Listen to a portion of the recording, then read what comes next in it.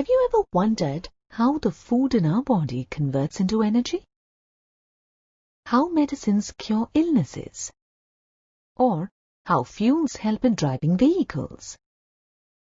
Answer to all these and similar questions is a single word: chemistry. Chemistry is the branch of science that deals with the study of the composition, structure, properties of matter, and changes that matter undergoes. What is matter? Anything that has mass and occupies space is known as matter. Before we learn more about matter, it is important that we know the importance of chemistry in our daily life. It is interlinked with other branches of science and plays an important role in our daily life. How important is it in our daily life? Let's explore. Chemistry plays a major role in identifying the weather patterns, manufacturing fertilizers, alkalis, acids, salts, dyes, polymers, drugs, soaps, detergents, metals, alloys, other inorganic and organic chemicals, and new materials that contribute in a big way to the national economy. Meeting human needs in producing food, healthcare products, and other materials aimed at improving the quality of life. Producing superconducting ceramics, conducting polymers, optical fibers, and large-scale miniature of solid-state devices. Synthesizing safer alternatives to environmentally hazardous refrigerants such as CFCs, chlorofluorocarbons, responsible for ozone depletion in the stratosphere. Understanding biochemical processes and the use of enzymes for large-scale production of chemicals, and synthesizing of new materials, which have extensive uses in various fields.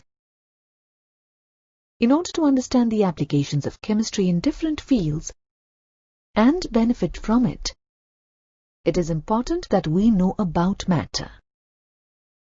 Based on the arrangement of the constituent particles, matter can exist in three physical states: solid, liquid, and gaseous. Let's look at the description of each state along with their characteristics. In solid state, the particles are held very close to each other in an orderly fashion. Hence, there is not much freedom of movement. They have definite volume and definite shape.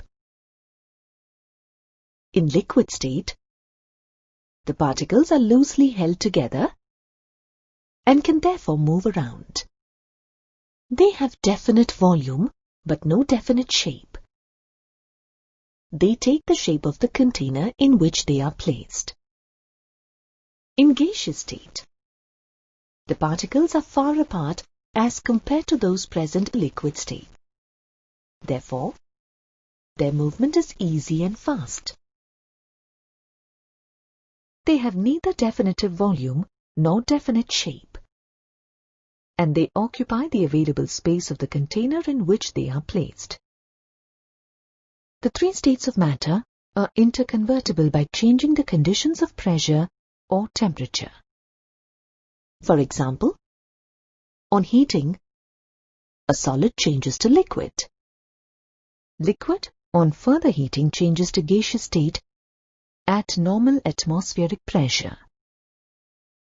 Similarly, in the reverse process, gas on cooling changes to liquid, and on further cooling, liquid changes to solid. Matter can be classified as pure substances and mixtures based on the chemical composition. Substances which contain only one kind of atoms or molecules are called pure substances. And in a pure substance, the composition of a substance is fixed. For example, carbon dioxide is a pure substance which consists of only molecules of carbon dioxide, and it has carbon and oxygen in a fixed ratio. When elements or compounds are mixed together in any proportion, it results in the formation of a mixture. Thus, in a mixture, the composition varies. For example, seawater comprises of dissolved salts and water. The seawater consists of varied amounts of dissolved salts and water. Pure substances can be further classified into elements and compounds based on separation of it into its respective constituents. Substances which consist of only one kind of atoms are called elements. Examples of elements are sodium, copper, silver, hydrogen, oxygen, etc. An element cannot be further separated into its constituents by physical or chemical means. For example, oxygen consists of only oxygen atoms, and it cannot be further separated into its constituents, that is, oxygen atoms. Two or more elements combine chemically in a fixed proportion to form a compound. Examples of compounds are ammonia, water, etc. A compound cannot be further separated into its constituents by physical means, but can be separated by chemical methods. For example, oxygen and hydrogen are present in a 1:2 ratio by volume in water, and water, that is H2O, can be separated into its constituents, hydrogen and oxygen, by electrolysis, but cannot be separated into its constituents by any of the physical methods such as distillation, fractional distillation, etc. Also remember that the properties of a compound are different from those of its constituent elements. For example, the elements hydrogen and oxygen, being gaseous in nature, combine to form a compound, water, which is a liquid. Mixture can be classified further based on the uniformity of the particles present in it. If the particles are distributed uniformly throughout the solution, then it is a homogeneous mixture. For example, sugar solution is a homogeneous mixture because sugar particles get distributed uniformly throughout the solution. If the particles are not distributed uniformly throughout the solution, then it is a heterogeneous mixture. For example, sand dissolved in water is a heterogeneous mixture because sand particles are not uniformly distributed throughout the solution. A mixture can be separated into its constituents by physical methods. For example, a mixture consisting of iron filings and sulfur powder can be separated by using a magnet, that is, by magnetic separation. As we learnt, matter is anything that has mass and occupies space. Every substance is made of matter and has unique properties. We can classify properties as physical and chemical properties. Let's learn about them. We have with us a rubber ball. Let's see how we can describe it. By looking at and feeling the ball, we can see that the ball is a solid. It is round and yellow in color. It smells like rubber and it bounces. Now, let's observe this block of sulfur. We can say that sulfur is a yellow solid crystal and has a strong odor. What we saw are the physical properties of a rubber ball and sulfur. These properties can be easily seen or felt. Thus, we can say that physical properties are those properties that can be measured or observed without changing the identity or the composition of the substance. Color, length, mass, area, texture, elasticity, odor, melting point, and boiling point are examples of physical properties. Physical properties help us describe a substance. However, the description is not sufficient to identify a substance. For example, saying that sulfur is something that is yellow and solid and has a strong odor is not enough, because there can be many solids that may have the same properties, including our yellow rubber ball. Hence, it is necessary to also know the chemical properties of a substance to identify it correctly. The chemical properties of a substance can be observed when a substance undergoes a chemical change. Flammability, reactivity to an acid, and reactivity to water are examples of chemical properties. For example, if we burn sulfur, it produces a blue clear flame. Thus, the blue clear flame is a result of chemical property. When performing a chemical experiment, scientists study the properties of substances. This involves measuring the quantitative properties of a substance. A quantitative measurement comprises a numerical value and a unit. For example, this block of sulfur weighs 200 grams. Here, 200 is the number and grams is the unit. The units of measurement are derived from two systems, the English system and the metric system. The English system included units such as yard, foot, inches, miles, and gallons, to name a few. However, there was no uniformity in the conversion of one unit to another. In 1791, the French Academy of Science introduced the metric system. Under the metric system, the units of physical quantities relate to each other as multiples of power of 10.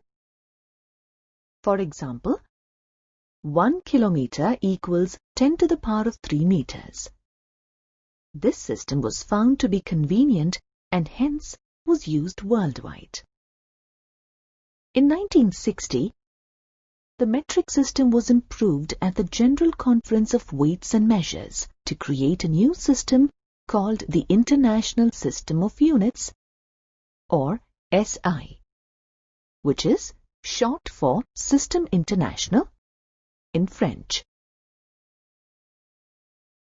The SI unit pertains to 7 fundamental scientific quantities. They are length, measured as meter, mass measured as kilogram, time measured as second, electric current measured as ampere, thermodynamic temperature measured as Kelvin, amount of substance measured as mole, and luminous intensity measured as candela. Let's look at each quantity one by one. The SI base unit of length is meter. Meter is the length of the path travelled by light. In vacuum, during a time interval of 1/2997 0.92458 of a second. The SI base unit of mass is kilogram, which is equal to 2.2 pounds. As per the SI unit, kilogram is the mass of a specific cylinder of platinum-iridium alloy kept at the International Bureau of Weights and Measures in France. Thus, it can be defined as the mass of the international prototype of the kilogram. The SI base unit of time is second. It is based on the radiation from the cesium-133 atom and is defined as the duration of 9192631770 periods of the radiation, corresponding to the transition between two hyperfine levels of the ground state of the cesium-133 atom.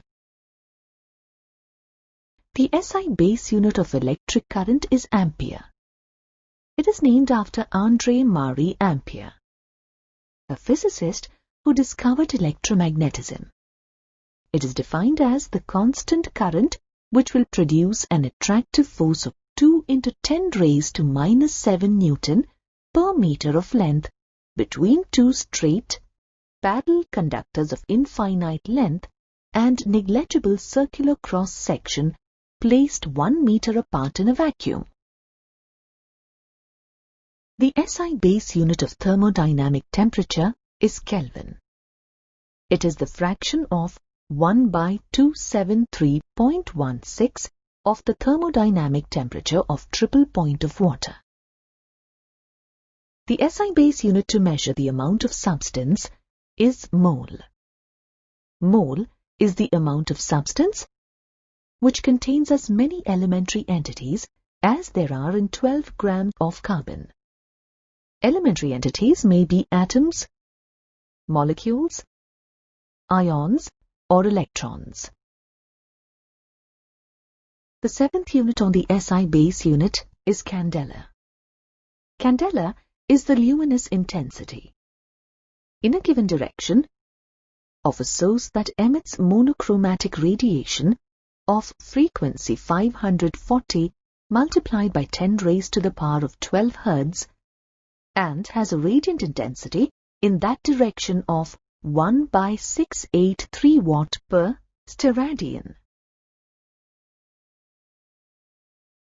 Now, let's look in detail at some common quantitative measurements that we will come across in our modules. These are mass, volume, density, and temperature. Think about it. Is mass the same as weight? Oftentimes, people consider mass and weight to be the same things. However, that is not the case. Mass is the amount of matter present in a substance, while weight is the gravitational force exerted on a substance. This implies that the mass of a substance remains constant, whereas its weight may differ from one place to another due to change in the gravitational force. For example, a person's mass is 120 kg on Earth and the calculated weight is 1,200 Newton. If you weigh the same person on the Moon, his mass would be the same, while the weight would differ. In this case, 200 Newton. This is because the gravitational force of Earth and Moon differ. Mass can be accurately measured with the help of analytical balance. Now let's look at volume. The base SI unit of volume is cubic meter. Smaller units, such as cubic centimeters, are frequently used in chemistry. Another unit of volume that is commonly used is liter. 1 liter equals 1 cubic decimeter or 1000 cubic centimeter. Some of the common devices used to measure volume of liquids are the graduated cylinder, burette, and pipette. Density is the amount of mass per unit volume of the substance and can be illustrated as shown in the equation. As this unit is large, chemists often express density in grams per cubic centimeter. Finally, let's look at temperature. There are 3 scales used to measure temperature: degree Celsius, degree Fahrenheit, and Kelvin. The Celsius scale is the most common unit for temperature, and we learned that the SI unit for temperature is Kelvin. So, let's see how the 2 scales are related. The Celsius and Kelvin scales are divided into 100 equal parts. 0 degree Celsius is equal to 273 Kelvin. Thus, we can say that the temperature in Kelvin equals temperature in Celsius plus 273.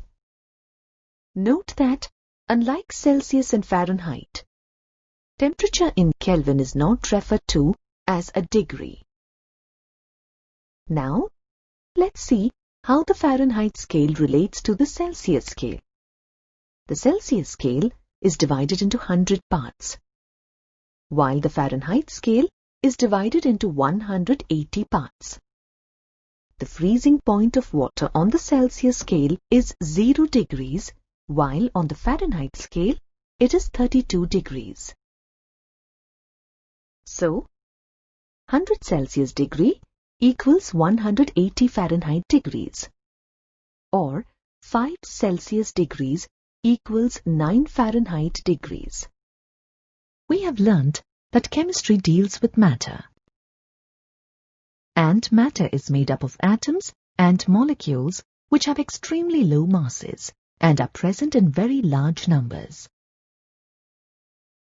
Thus, chemists have to deal not only with a large number of atoms and molecules, but also with calculations containing large numbers.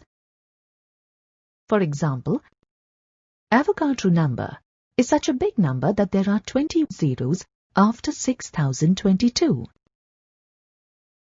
It is not only inconvenient to write such a large number,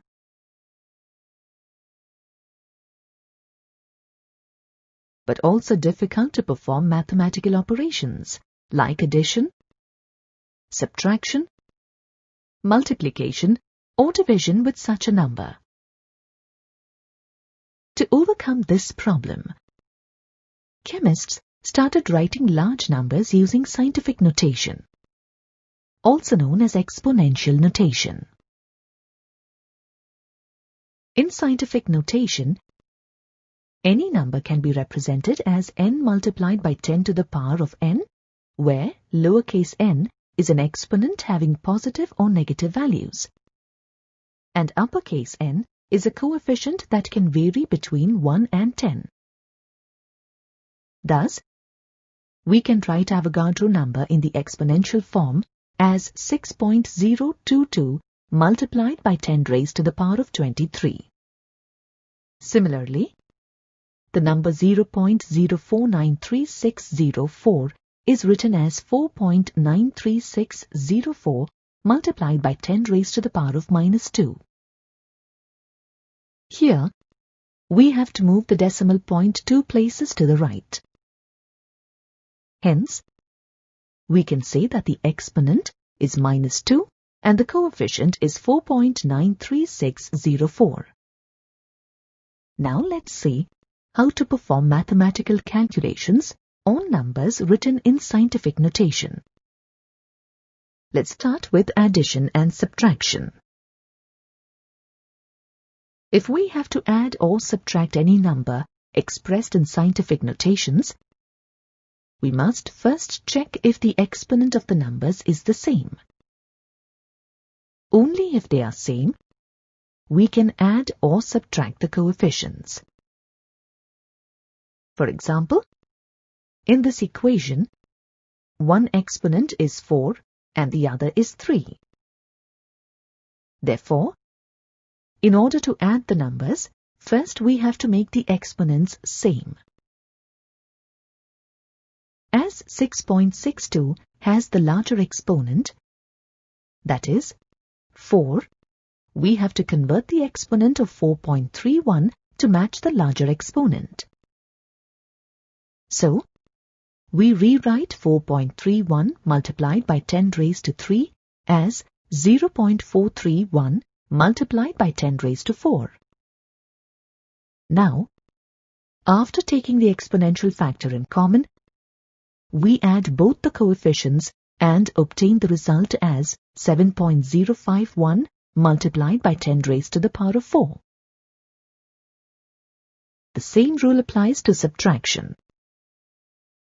The example shown here illustrates the steps to subtract two numbers.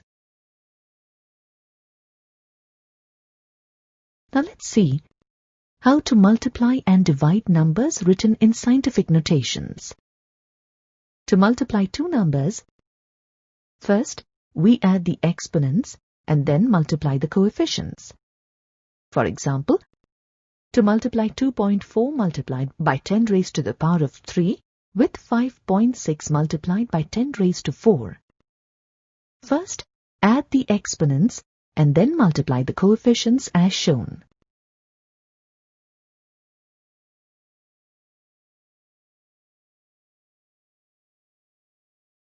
To divide two numbers, first subtract the exponents and then divide the coefficients. Here's an illustration of dividing numbers written in scientific notations. When performing experiments, we often perform mathematical calculations on quantitative measurements to obtain accurate results. People often use the terms accuracy and precision interchangeably. But, are accuracy and precision the same? Let's see. If we have few grains of rice scattered in the plate, we can easily count them and say that they are 20 in number. However, what if we were asked to count the rice grains in this bowl? We would count them, but due to the large quantity, we may not be able to confirm if our count is accurate. One way of ascertaining the accuracy of measurement is to repeat it. Let's assume that we know that there are 105 grains in the bowl. Thus, the correct value of measurement is 105. Now, let's say we ask 4 people to count the grains, each 5 times. Shown here is the data of each person. We know that the correct value is 105. If the average value of one of the measurements is close to the correct value, then that measurement is said to be accurate. If the values of measurements are close to each other, and hence close to their average value, then the measurement is said to be precise. Let's look at the data to understand what it shows us. For person A, the average value matches the correct value. Also, the values of different measurements are close to each other. Hence, we can say that A's data is accurate and precise. For person B, the average value is not close to the correct value, but the values of different measurements are close to each other. Hence, B's data is not accurate, but it is precise. For person C, the average value matches the correct value, but there is a variation between the values of different measurements. So, C's data is accurate, but not precise. Note that accuracy without precision could be a matter of chance. For person D, the average value does not match the correct value. Neither are the values of different measurements close to each other. So, D's data is neither accurate nor precise. The certainty and uncertainty in a measurement is indicated through the use of significant figures. Significant figure is the total number of certain digits in a number, including the last digit whose value is uncertain. The uncertainty is indicated by writing the certain digits and the last uncertain digit. For example, if a measurement is reported as 16.3 ml, we can say that the 16 is certain and 3 is uncertain, and the uncertainty would be plus or minus 1 in the last digit. Let's see the rules to determine the number of significant figures in a reported quantity. The first rule says that all non-zero digits are significant. For example, 897 has 3 significant figures.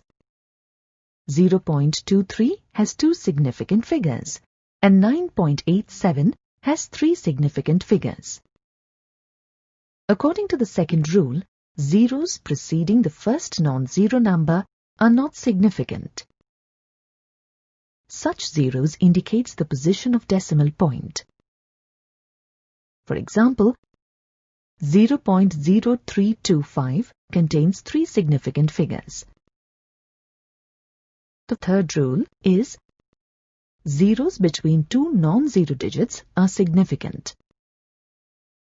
For example, 5.01 contains 3 significant figures. The fourth rule is all zeros placed at the end or to the right of a number are significant, provided they are on the right side of the decimal point. Therefore, 0.400 has 3 significant figures. However, terminal zeros are not significant if there is no decimal point. For example, 100 has only 1 significant figure. The fifth rule says that the exact numbers or numbers that are obtained by counting rather than measuring are assumed to have infinite significant figures. For example, 8 apples have infinite significant figures, as 8 is an exact number and can be represented by writing infinite number of zeros after placing a decimal, that is 8.000000 infinitum.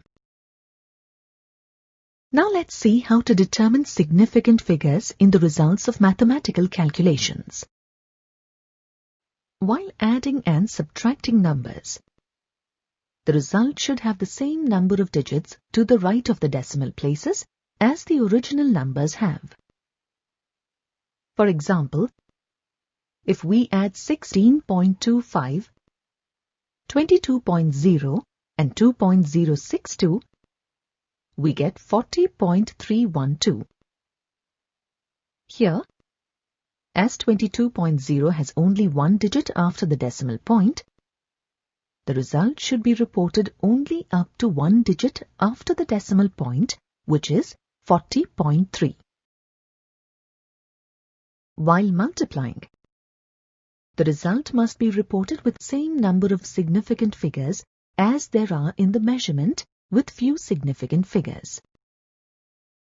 For example, if we multiply 12.984 by 2.5, the result is 32.46, which should be rounded off to 32, as the number 2.5 has only 2 significant figures. Similarly, if we divide 5.7634 by 1.28, the result is 4.5027. According to the rule, the result must be reported with 3 significant figures. Thus, the correct answer is 4.50. Now let's look at the rules for rounding off significant figures. The first rule is, if the last digit is greater than 5, then the preceding number is increased by 1. For example, in 1.347, if 7 has to be dropped, then the number is rounded off to 1.35. The second rule is, if the last digit to be removed is less than 5, then the preceding is not changed. For example, in 5.332, if 2 is to be dropped, then the result is rounded off to 5.33. The third rule is, if the last digit to be removed is equal to 5, then the preceding number is left as is, if it is even, else it is increased by 1. For example, if 7.45 is to be rounded off by removing 5, then it is rounded off to 7.4. However, if 7.35 is to be rounded off, then we have to increase 3 to 4, giving 7.4 as the result. When we perform mathematical calculations, sometimes we need to convert units from one system to another. This can be achieved through a method called factor label or unit factor method or dimensional analysis. Let's understand this through an example. Assume that we have to convert the length of the object from inches to centimeter. We know that 1 inch is equal to 2.54 centimeters. We can write the equation as 1 equals 1 inch divided by 2.54 centimeters or 1 equals 2.54 centimeters divided by 1 inch. The quantities 1 inch divided by 2.54 centimeters and 2.54 centimeters divided by 1 inch are known as unit conversion factors because they convert a quantity expressed in one unit to a quantity expressed in another unit. For example, if we want to convert 5 inches to centimeters, then multiply the given quantity by suitable conversion factor, retaining the units of the physical quantity and that of the conversion factor. Cancel out all the units, leaving behind only the required units. This means that numerator should have that part which is required in the desired result. Thus, 5 inches is equal to 5 inches multiplied by 2.54 centimeters by 1 inch. Thus, 5 inches is equal to 12.70 centimeters. Also note that if the conversion involves many steps, then the conversion factors are selected in such a way that the units of the preceding factor are cancelled out. Let's see an example. Let's say that we have to find the number of seconds in 3 days. We know that 1 day is equal to 24 hours. So we write the conversion factor as shown.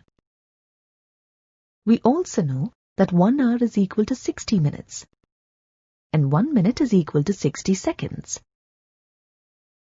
In this calculation, we want the answer in seconds. Hence, we will select the conversion factors in such a way that the units of the preceding factor are cancelled out. Thus, in this equation, hours, minutes, and days are cancelled out, and we obtain the answer in seconds.